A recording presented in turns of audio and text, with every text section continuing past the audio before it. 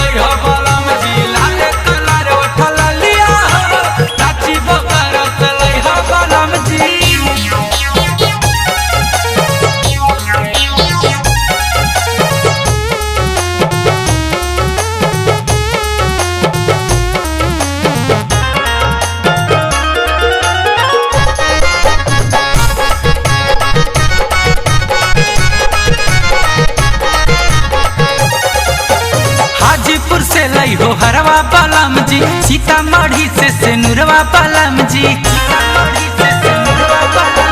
हाजीपुर से लई हो हरवा बालाम जी, सीतामढ़ी से नूरवा बालाम जी, गढ़वा बालाम से पायल सजनवा, टाटा शहर से टिकुलिया, गढ़वा बालाम से पायल सजनवा, टाटा शहर से टिकुलिया, रांची बोकारो से रांची बोकारो से लई हो बालाम जी, लाल कलर उठल लिया, रांची बोकारो से लई हो बालाम जी, लाल कलर उठल लिया, रांची बोकारो से लई हो बालाम जी।